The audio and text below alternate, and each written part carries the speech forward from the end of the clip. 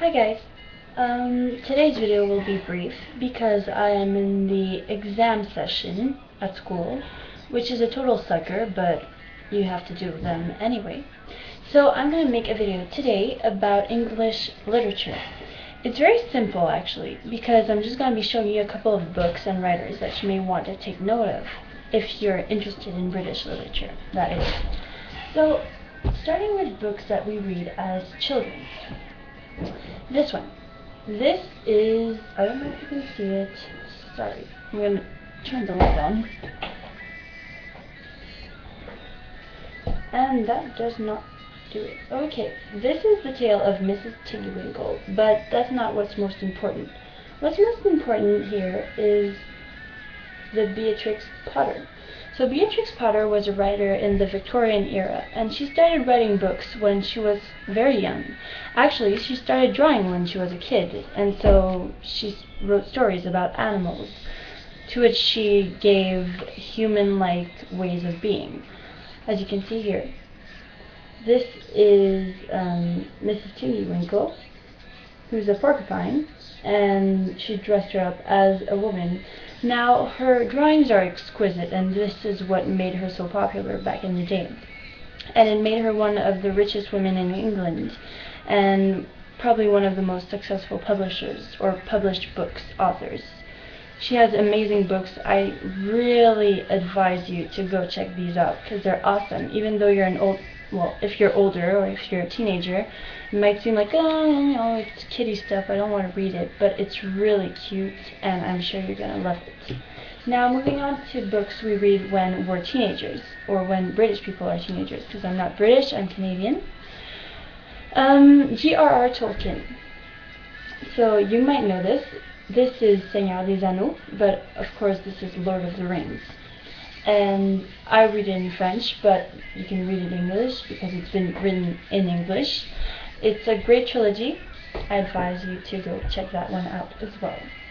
Another book that everybody knows is Harry Potter. I don't know how many books she made. I think it's 8. She made a lot of books, and she's a great author. Her name is J.K. Rowling. This one is The Prisoner of Azkaban, which is one of my personal favorites. Okay, moving on to authors, this author, which everybody knows as well, is Jane Austen. So she is very known as well, and her books are legends, basically. People read them, make movies about them, they're awesome. There's the Jane Austen Book Club, which is a really boring movie, but doesn't matter. It's a movie about this book, these books that Jane Austen wrote, and she's a classic for anything you want to read. It's kind of like Shakespeare. She's an amazing author. Now, most of the authors that I have presented are women, but not all of them. I am not a sexist. Moving on, this is my favorite author personally. She's not very known, but she is known. Her name is Philippa Gregory. She's an amazing author, English author, and she writes books about times when it was about 1433, 1430s, and so they're basically kind of old stories, or they're stories that are written about facts that are old. So, written about history, and to which she adds romance and magical elements, if you will.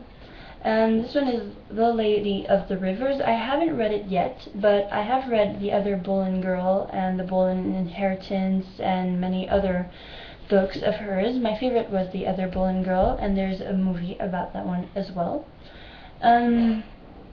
So yes, these are a few books that I wanted to show you guys today. I will be continuing this series next time, and after that I have planned to make us a nice little video about makeup, which is probably going to be about Victoria's Secret. And that is all for today, folks. See you next time.